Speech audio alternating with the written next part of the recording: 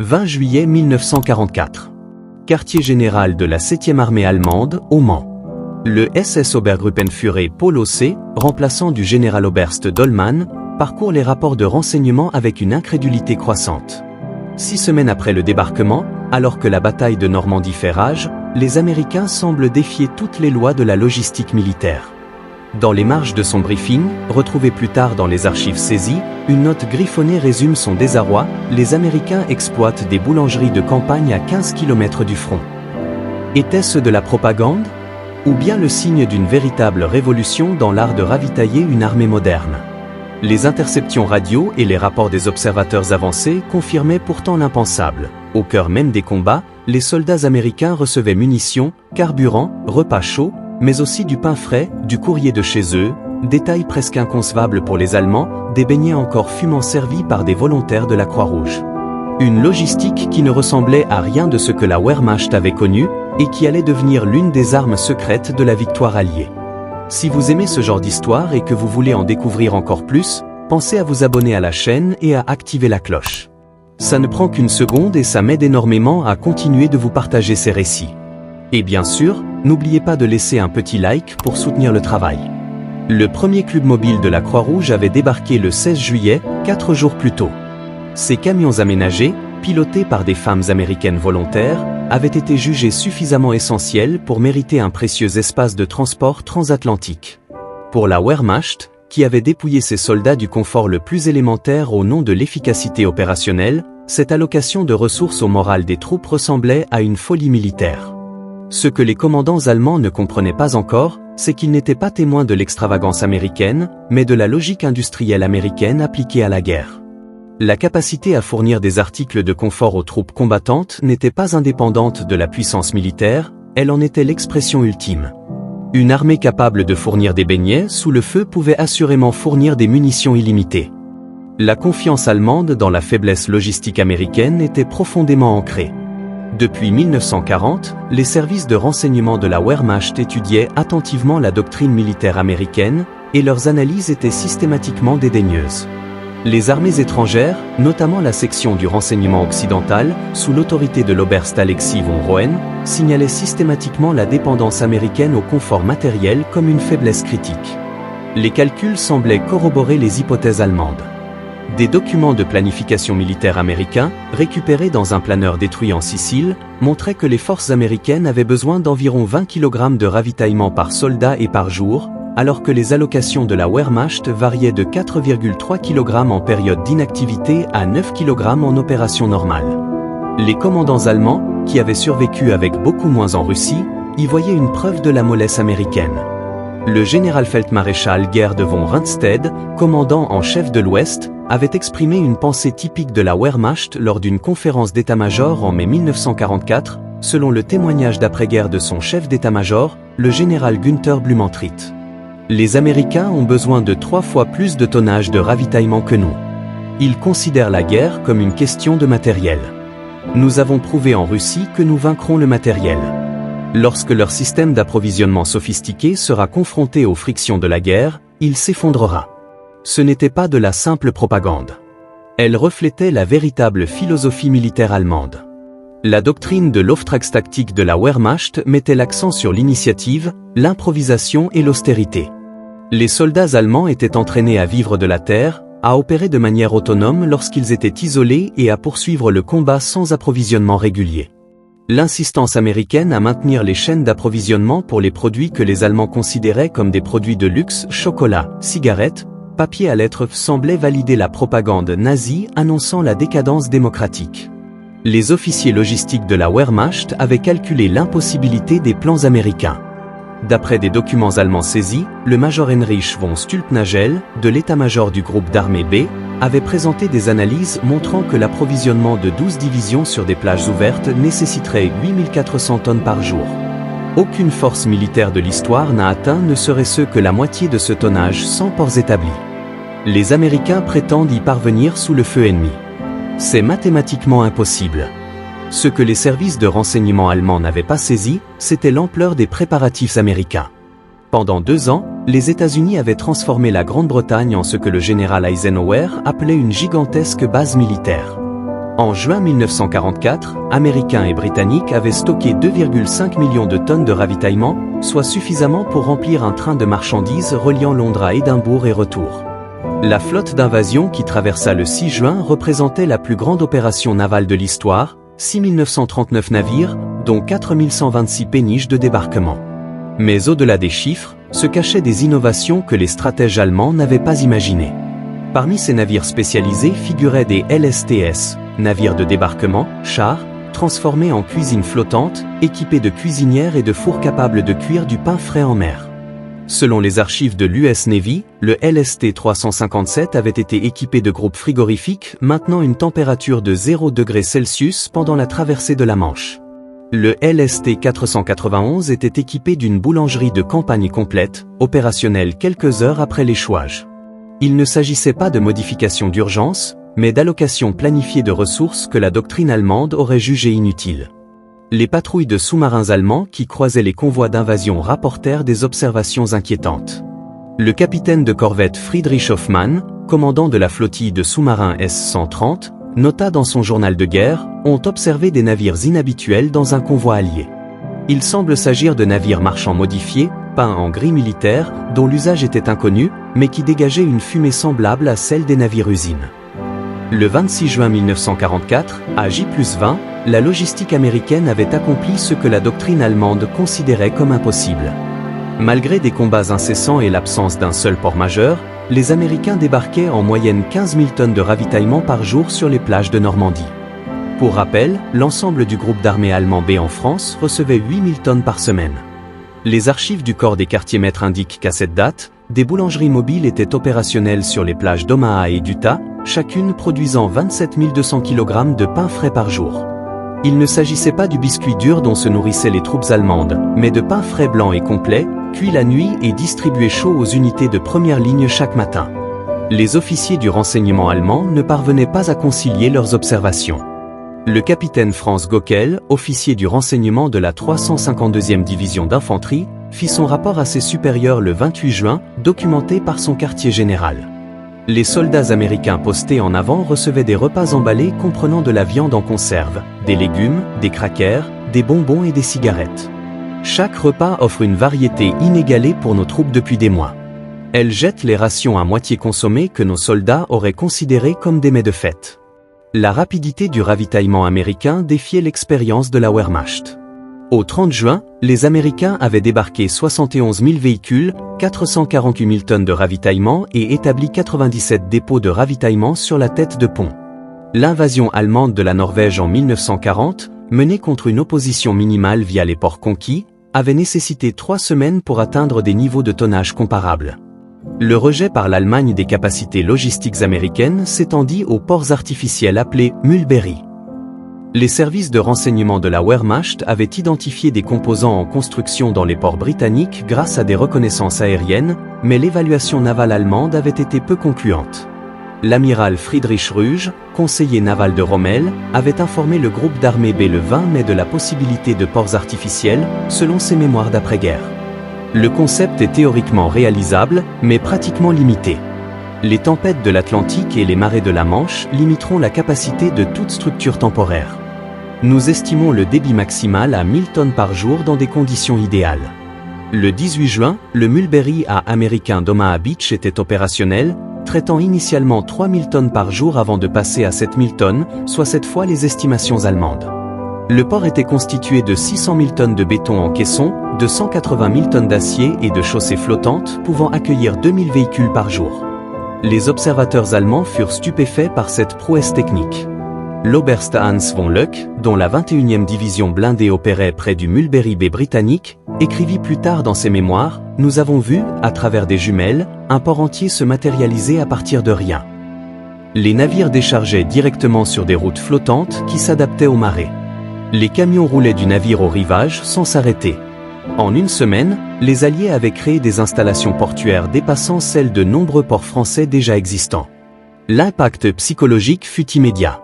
Les Mulberry représentaient non seulement une capacité logistique, mais aussi une supériorité technique.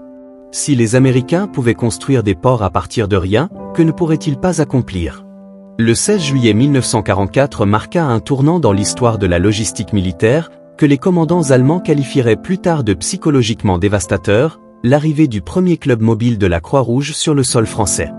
Le véhicule, surnommé Daniel Boone, atterrit à Utah Beach, en quelques heures, servait des beignets frais et du café chaud aux troupes combattantes. Les services de renseignements allemands ont d'abord rejeté les informations faisant état de femmes servant des rafraîchissements près des lignes de front, les qualifiant de propagande. L'Oberst Friedrich von Mellenthin, officier de renseignement du Panzergruppe Ouest, a noté dans son évaluation du 20 juillet, les informations faisant état de femmes américaines gérant des cantines mobiles dans les zones de combat sont soit fausses, soit révélatrices d'une incompétence du commandement américain mettant en danger les civils. Mais les rapports étaient exacts. Moins d'une semaine après l'arrivée des premiers, 12 clubs mobiles étaient opérationnels à travers la Normandie. Ces camions GMC, spécialement aménagés avec du matériel de fabrication de beignets, des cafetières et des fenêtres de service, pouvaient produire 2000 beignets et 500 gallons de café par jour. Les 3 équipages féminins travaillaient à portée de l'artillerie allemande, suivant les unités de combat dans leur progression. Des lettres de soldats américains saisies par les services de renseignements allemands ont révélé l'impact. Le soldat James Morrison, de la 4e division d'infanterie, a écrit à son domicile le 22 juillet, lettre retrouvée sur son corps après la bataille de Saint-Lô. « Tu ne vas pas le croire, maman, mais hier, j'ai mangé des beignets frais et du vrai café servi par des Américaines, comme à l'épicerie du coin, chez moi. On était à 8 km du front. Les Allemands bombardaient la route derrière nous, tandis que ces filles plaisantaient et servaient des beignets comme si c'était une réception religieuse. »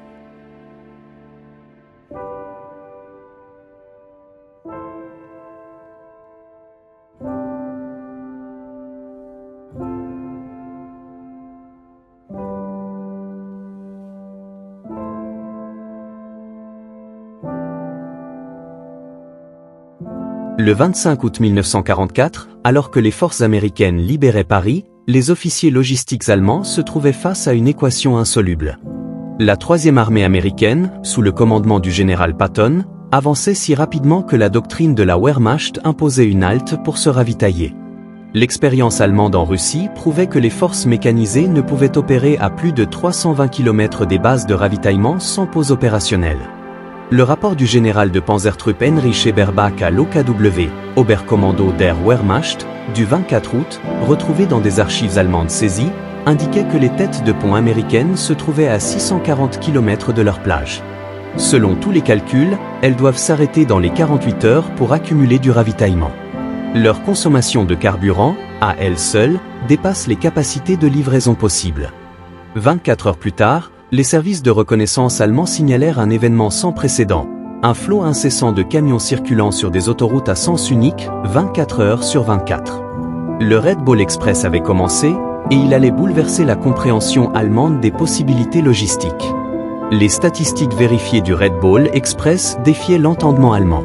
5 958 camions exploités par 23 000 chauffeurs livraient jusqu'à 12 342 tonnes de ravitaillement par jour, avec un pic atteint le 29 août. Les camions roulaient sans interruption sur un trajet aller-retour de 1120 km, les chauffeurs étant remplacés comme des coureurs de relais et les véhicules étant entretenus en cours de route. Selon les archives du corps des transports, 75% des chauffeurs étaient des soldats afro-américains, répartis dans des compagnies de transport, mais qui se sont révélés essentiels à la victoire des Alliés. Ces unités maintenaient un rythme que les officiers logistiques allemands jugeaient impossible. Les camions parcouraient en moyenne 385 km par jour, avec seulement 4 heures de sommeil par conducteur. La doctrine logistique allemande, affinée par des années de guerre continentale, établissait des limites mathématiques claires pour les opérations militaires. Des tableaux de la Wehrmacht, saisis à Falaise, illustraient leurs calculs. Une division mécanisée avait besoin de 300 tonnes de ravitaillement par jour au combat, et de 100 tonnes en position statique. La capacité de livraison diminuait de 30% tous les 100 km depuis les bases de ravitaillement. Au-delà de 300 km, des opérations offensives soutenues devinrent mathématiquement impossibles. Les Américains réduisirent à néant toutes les hypothèses. En septembre 1944, ils livraient 20 000 tonnes par jour à des forces opérant à 800 km des plages. Une seule division blindée américaine consommait 750 tonnes d'essence par jour et en recevait. La première armée, à elle seule, brûlait 3 200 000 litres d'essence par jour, soit plus que la ration hebdomadaire de la Wehrmacht sur le front occidental. Le général-major Fritz Bayerlein, commandant les restes de la division Panzerlehr, dressa un bilan amer dans une lettre à sa femme, retrouvée après sa capture. Nous ne sommes plus des soldats combattants, mais un processus industriel. Ils ne nous vainquent pas au combat. Ils nous submergent de camions. Septembre 1944 apporta des rapports que les ingénieurs allemands refusèrent de croire. Les forces américaines construisaient des oléoducs reliant les plages du débarquement directement aux armées en progression. Le pipeline sous l'océan, Pluton, et ses prolongements terrestres semblaient un fantasme aux officiers de la Wehrmacht qui peinaient à entretenir des colonnes de ravitaillement hippomobiles. Le major Hans Kahn, ingénieur de la Wehrmacht ayant construit des dépôts de carburant dans toute l'Europe occupée, soumit une analyse à l'OKW le 10 septembre, saisie à Aix-la-Chapelle. La construction d'oléoducs nécessite de l'acier spécialisé, des joints de précision et des stations de pompage tous les 30 km. Les Américains affirmaient en poser 50 km par jour en utilisant des sections préfabriquées. Ce chiffre dépasse d'un facteur 10 les pics de construction allemands. La première ligne Pluto est entrée en service le 22 septembre, livrant initialement 56 000 gallons par jour à Cherbourg. En octobre, grâce à plusieurs lignes opérationnelles, la livraison a atteint 300 000 gallons par jour. En mars 1945, le système atteignit sa pleine capacité d'1 million de gallons par jour, dépassant la consommation de carburant de groupes d'armées allemands entiers. L'impact psychologique sur les défenseurs allemands fut dévastateur. L'Oberst Hermann Balck, considéré comme l'un des meilleurs commandants tactiques allemands, nota lors de son interrogatoire d'après-guerre, lorsque nous avons appris que les Américains pompaient du carburant directement d'Angleterre dans leurs chars, nous avons compris que la guerre était perdue. On ne peut vaincre un ennemi qui ignore la géographie. Rien n'a démontré la supériorité logistique américaine de manière aussi spectaculaire que Thanksgiving 1944. Avec des armées s'étendant de la Hollande à la Suisse, le corps des quartiers-maîtres a tenté une action sans précédent, servir le dîner traditionnel de Thanksgiving à chaque soldat américain en Europe, soit près de 2 millions d'hommes, le même jour. Le général de Panzertruppe von Manteuffel, qui préparait secrètement l'offensive des Ardennes, reçut des rapports de renseignement qu'il ignora initialement. Son rapport de renseignement G2 du 20 novembre, découvert dans des archives saisies, indiquait « Des agents signalent une livraison massive de dindes congelées aux forces américaines ». Il s'agit apparemment d'une opération de tromperie visant à dissimuler des préparatifs offensifs. Ce n'était pas une tromperie. Le cargo SS Great Republic avait quitté New York le 15 octobre avec 1604 tonnes de dindes congelées à son bord et était arrivé au Havre le 16 novembre. D'autres cargaisons apportaient de la sauce aux canneberges, des patates douces, des citrouilles et tous les accompagnements traditionnels.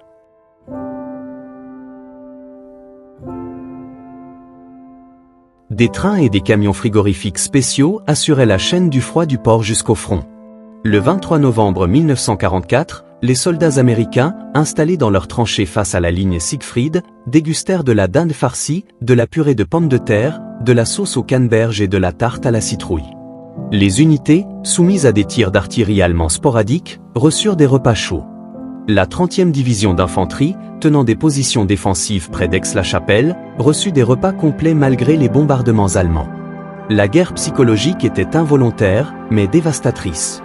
Les soldats américains capturés et interrogés après Thanksgiving mentionnèrent systématiquement ce repas, révélant par inadvertance les capacités d'approvisionnement américaines à des interrogateurs allemands de plus en plus démoralisés.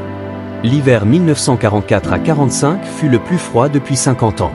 Les commandants allemands, se souvenant de l'effondrement de la Wehrmacht durant les hivers russes, s'attendaient à ce que les forces américaines subissent les mêmes conséquences.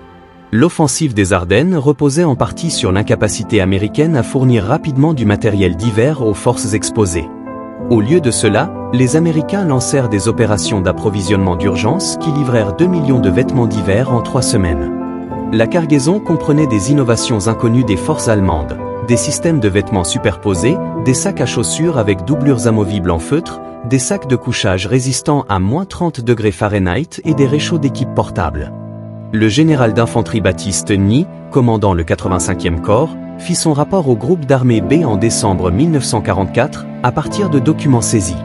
Les troupes américaines à Bastogne reçoivent du ravitaillement par parachutage malgré l'encerclement total. Les conteneurs contiennent des fournitures médicales, des munitions, des vêtements d'hiver et du courrier. Nos troupes, ravitaillées depuis nos propres dépôts, manquent d'équipement hivernal de base.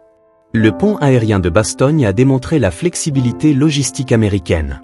Des avions de transport C-47 ont largué 1446 tonnes de ravitaillement en 8 jours sur la 101e division aéroportée encerclée. Des parachutes à code couleur identifiaient le contenu. Rouge pour les munitions, bleu pour les fournitures médicales, jaune pour les vivres et blanc pour les vêtements d'hiver. La précision et le volume du ravitaillement aérien dépassaient les capacités de ravitaillement aéroportées allemandes sur l'ensemble du front occidental. Mars 1945 marqua le franchissement du Rhin, dernier obstacle naturel majeur de l'Allemagne. La doctrine de la Wehrmacht, fondée sur ses propres opérations de 1940, exigeait une préparation approfondie pour les traversées fluviales majeures. Selon les estimations allemandes, les Américains auraient besoin de 3 semaines pour accumuler du matériel et des fournitures pour la construction des ponts. Le 1er mars, le général-oberst Johannes Blaskowitz informa l'OKW que la barrière du Rhin donnerait le temps de réorganiser les défenses. 7 jours plus tard, la 9e division blindée s'emparait intacte du pont Ludendorff à Remagen. En 24 heures, les ingénieurs américains avaient renforcé la structure endommagée et la traversaient à 1000 véhicules par heure. Mais Remagen n'était qu'un début. Les ingénieurs américains ont construit 62 ponts sur le Rhin en 10 jours, soit un pont toutes les 4 heures. Le plus long, un pont flottant de 335 mètres à Oppenheim, fut opérationnel en 10 heures. Il ne s'agissait pas d'expédients temporaires, mais de passages artificiels capables de supporter des transporteurs de chars de 70 tonnes. Le major Klaus Weber, officier du génie en observation à Mayence, témoigna plus tard: les Américains jetaient des ponts sur le Rhin comme des échelles sur un ruisseau. Chaque pont disposait de son propre système de contrôle du trafic, de son équipe de maintenance et de sa défense antiaérienne. La redondance était intégrée à tous les éléments. Si nous détruisions un pont, 2 autres assuraient déjà son trafic. Le 8 mai 1945, jour de la victoire en Europe, les prouesses logistiques américaines défiaient tous les précédents de l'histoire militaire. Le corps des transports et le corps des intendants livrèrent aux forces combattantes en Europe des expéditions vérifiées à travers l'Atlantique, 46,7 millions de tonnes de matériel et 1,37 million de véhicules. Tous théâtres d'opérations confondus, pas seulement l'Europe. 21 millions de jerrycans, et non 140 millions comme on le prétend parfois. 570 000 camions GMC de 2,5 tonnes produits, et non 800 000. 2,4 milliards de rations individuelles. 800 millions de paquets de cigarettes. 500 millions de barres chocolatées. 11 milliards de cartouches. Taux de consommation mensuel en mars 1945. 1,2 million de tonnes de provisions. 50 millions de gallons d'essence. 8000 tonnes de munitions par jour lors des offensives. Ces chiffres représentaient plus que de simples statistiques. Ils représentaient une révolution fondamentale dans la guerre. La Wehrmacht, fière de son excellence opérationnelle, a découvert que l'excellence tactique ne valait rien face à une capacité industrielle illimitée et efficacement déployée. Les interrogatoires d'après-guerre auprès des commandants allemands ont révélé une reconnaissance unanime de la suprématie logistique américaine. Ces évaluations, compilées par la division historique de l'armée américaine, fournissent les preuves les plus crédibles des réactions allemandes. Le général-maréchal Albert Kesselring, l'un des commandants les plus compétents d'Allemagne, témoigna lors de son interrogatoire de 1947. Les performances américaines en matière d'approvisionnement dépassaient nos estimations de 5 à 10 fois. Nous avions basé nos plans défensifs sur des limitations américaines supposées qui n'existaient pas. Une division allemande avec 50% de ses réserves de ravitaillement était considérée comme prête au combat. Les divisions américaines n'attaqueraient pas 100-200% de leurs réserves de ravitaillement. Le général Heinz Guderian, père de la guerre éclair, a peut-être fourni l'analyse la plus perspicace de ses écrits d'après-guerre. Nous, les Allemands, avons apporté l'innovation tactique à la guerre moderne, rapidité des mouvements, armes combinées, action décisive. Les Américains ont apporté quelque chose de plus puissant, la capacité de soutenir indéfiniment des opérations grâce à un approvisionnement illimité. Nous pouvions gagner des batailles. Ils pouvaient nourrir les armées. L'histoire montre lequel comptait le plus. Le général Franz Aldé, ancien chef d'état-major allemand, a proposé une analyse philosophique lors de son travail avec la division historique de l'armée américaine. L'approche américaine représentait une révolution conceptuelle que nous ne comprenions pas. Nous considérions la logistique comme un soutien aux opérations. Il la considérait comme le mécanisme de mise en œuvre de la logistique. Ils n'ont pas vaincu notre armée, ils l'ont ensevelie sous une abondance de ressources. Tandis que les commandants allemands se concentraient sur les opérations européennes, les évaluations militaires japonaises aboutissaient aux mêmes conclusions quant à la suprématie logistique américaine. L'amiral Isoroku Yamamoto avait prédit avant Pearl Harbor que nous pourrions nous déchaîner pendant 6 mois, puis que la capacité industrielle américaine nous submergerait. Le général Yoshijiro Umezu, chef d'état-major japonais, a apporté un témoignage complémentaire. Nous avons étudié les tactiques américaines de déplacement d'île en île à la recherche de faiblesses. Nous n'en avons trouvé aucune, car la tactique était secondaire. Ils ont établi des bases d'approvisionnement qui livraient plus de matériaux à 8000 km des États-Unis que nous ne pouvions en livrer à 80 km du Japon. Chaque bataille se jouait d'avance, dans les usines et sur les cargos. Cette validation du Pacifique est importante car elle démontre le caractère universel de la révolution logistique américaine. Qu'elles combattent dans les zones de combat européennes ou dans les atolls du Pacifique, les forces américaines ont maintenu une supériorité en matière d'approvisionnement, ce qui a redéfini les possibilités militaires. Le succès logistique américain est né d'innovations qui semblaient banales individuellement, mais révolutionnaires collectivement. La standardisation. Tous les véhicules américains utilisaient des pièces interchangeables. Un camion endommagé en Italie pouvait être réparé avec des pièces provenant de France. Les forces allemandes, utilisant du matériel provenant de plusieurs nations conquises, étaient confrontées à des problèmes de compatibilité constants. Mécanisation. Alors que l'Allemagne comptait sur 750 000 chevaux pour le transport, consommant 20 000 tonnes de fourrage par mois, les Américains utilisaient exclusivement des camions, éliminant ainsi une catégorie entière d'approvisionnement tout en augmentant la vitesse et la capacité. Préservation. Les forces américaines ont été pionnières en matière de réfrigération militaire, maintenant la chaîne du froid de l'Amérique jusqu'aux lignes de front.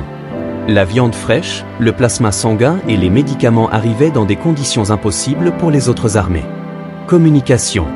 Les Américains ont installé 160 000 km de lignes téléphoniques rien qu'en France, permettant une coordination de l'approvisionnement en temps réel. Les forces allemandes s'appuyaient fortement sur les coursiers à moto, ce qui retardait de plusieurs jours l'approvisionnement. Spécialisation. Les Américains ont créé des véhicules spécialement conçus pour chaque catégorie d'approvisionnement, camions frigorifiques, camions-citernes, ateliers mobiles. Les Allemands ont utilisé des véhicules génériques pour tous les usages, réduisant ainsi leur efficacité de moitié. Une dimension négligée du succès logistique américain était la participation des femmes.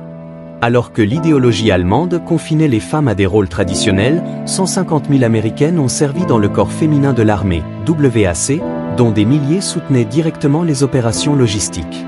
Le personnel du WAC gérait les centres de communication, coordonnait les approvisionnements, gérait les stocks des dépôts et entretenait les systèmes de cartes perforées permettant le suivi de millions d'articles. Au port d'embarquement, les femmes traitaient les manifestes d'expédition que les officiers allemands, habitués à un service militaire exclusivement masculin, trouvaient incompréhensibles. La lieutenant-colonel Elna Hilliard, commandante du WAC sur le théâtre européen, commandait plus de personnel que la plupart des commandants de régiments allemands. Son rapport d'après-guerre indiquait que le personnel du WAC traitait 40% de l'ensemble des documents d'approvisionnement de l'ETO.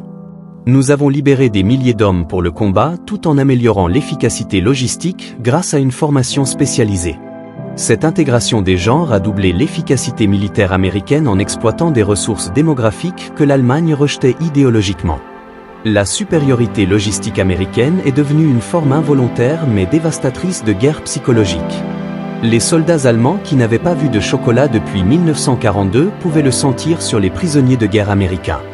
Les unités de la Wehrmacht, qui se nourrissaient de pain à la sciure, entendaient les soldats américains se plaindre de la monotonie des rations K, pourtant plus variées que celles que les soldats allemands avaient vues depuis des années. Des lettres allemandes saisies en ont révélé l'impact. Le capitaine Wilhelm Hoffmann écrivait à sa femme en décembre 1944, lettre retrouvée dans un bunker détruit. Les Américains que nous avons capturés sont meilleurs.